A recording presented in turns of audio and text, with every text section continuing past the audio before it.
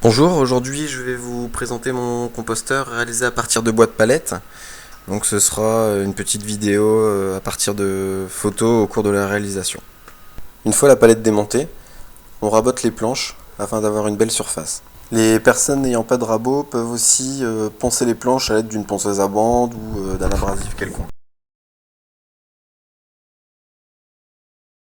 Pour la prochaine étape, j'ai utilisé une huile de lin qui est un saturateur. Le composteur sera sous l'eau à l'extérieur.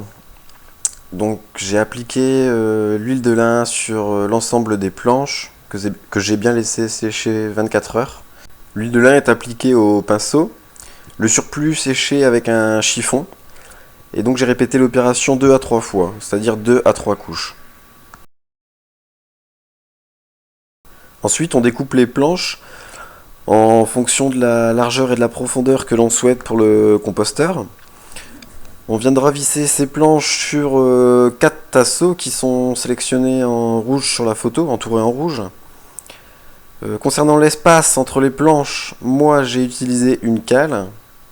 L'espace dont je parle est bien sûr entouré en vert sur la photo. Concernant les planches, donc on les sélectionne pour qu'ils fassent à peu près qu'ils fassent la même hauteur, afin que le composteur soit symétrique. Donc les planches de même hauteur, on les positionne sur la même hauteur du composteur, sans oublier non plus de laisser sur une face une ouverture qui servira pour la porte, car le composteur on le remplira par le haut et pour le vider on aura une porte justement en bas. Concernant le couvercle, j'ai fait quelque chose de très simple, j'ai récupéré les chutes de bois que j'ai encollées ensemble dans différents sens de veinage. Pour la porte, j'ai utilisé les planches où j'ai collé à chaque extrémité des planches une cale qui correspond donc à l'espace que nous avons sur les autres planches. Et ensuite j'ai accroché cette porte avec deux charnières.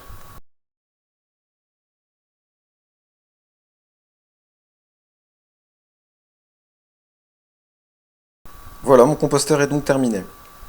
J'ai par la suite rajouté à l'intérieur un grillage espacé de 1 cm du composteur afin que les détritus ne soient pas en contact direct avec le bois.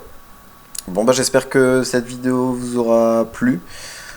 Et si vous avez des questions, n'hésitez pas dans les commentaires.